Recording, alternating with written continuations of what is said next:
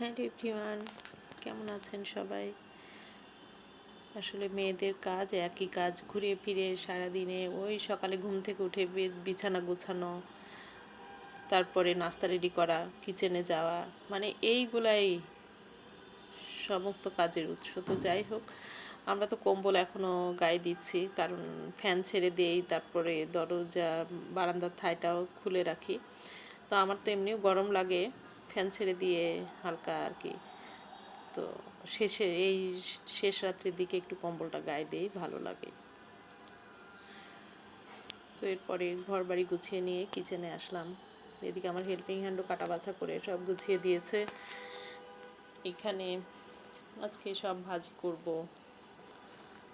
ভাজি, মাছ রান্না তো গতদিন অনেক করেছিলাম।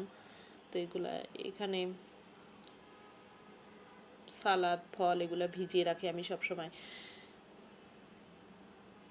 ভিনিগার দিয়ে, 1 চামচ ভিনিগার দিয়ে ওগুলো ভিজিয়ে রাখি, জীবাণুটা হয়ে যায়, ধ্বংস হয়ে যায়। তো এদিকে বাঁধাকপিটাও ভাজি বসিয়ে দিয়ে এরপরে আবার বেগুন ভাজিটা বসিয়ে দিব। আমি সাধারণত ওই যে ছোট ছোট করে এই ভাজিটা আমার হাজব্যান্ডের অনেক পছন্দ, এই কারণেই করি।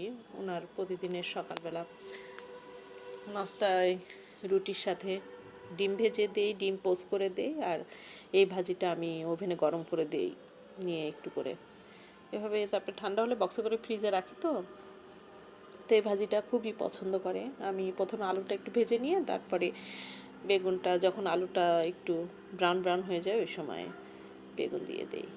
তো এদিকে আমার বাঁধাকপি ভাজিটাও হয়ে গেছে, আমি নামিয়ে নিলাম। এদিকে আমার বেগুন ভাজিটাও কিন্তু হয়ে আসছে। এটা কিন্তু খুবই সুন্দর হয়, আপনারা করে দেখবেন।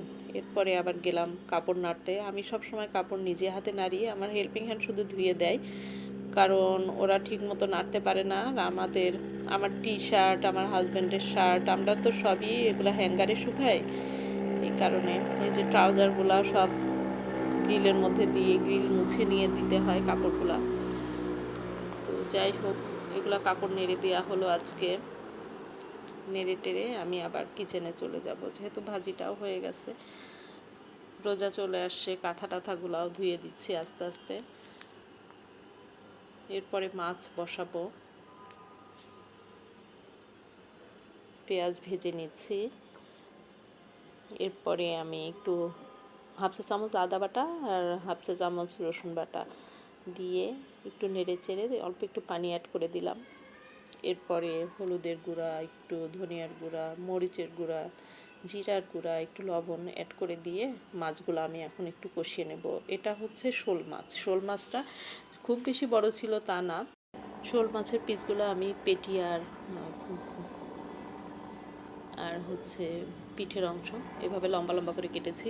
তো যাই হোক, এটা আমি কষিয়ে তুলে নিলাম। তারপরে আলুটা দিলাম, আলুগুলা দিয়ে আবার সুন্দর মতো একটু কষিয়ে নেব। আলুগুলা কষানো হলে আবার এর সাথে টমেটো অ্যাড করে দিলাম। টমেটোগুলোও ভালো মতো কষিয়ে নিচ্ছি। টমেটোগুলো একদম আমি গলিয়ে ফেলবো না, একটু সিদ্ধ হয়ে একটু মানে গোটা গোটা থাকবে আর কি। এদিকে ফলও কেটে নিলাম নাস্তার জন্য, 12টা বেজে গেছে।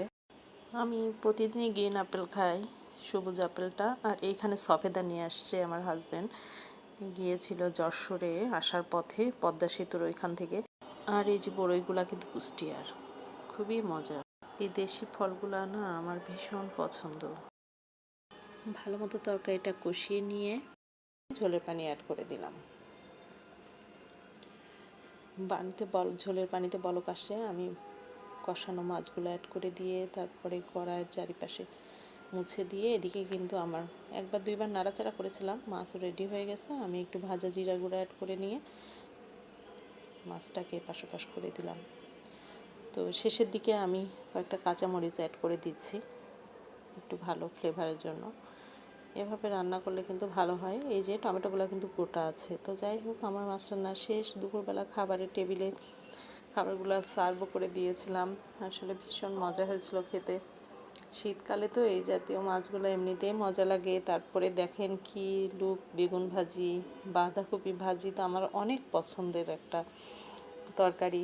আমরা সবসময় বাঁধাকপি ভাজিটা এভাবে খাই। তো আজকে এ পর্যন্ত। Stay fine, be happy and stay জানো তো জীবন লাইফস্টাইল। বাই।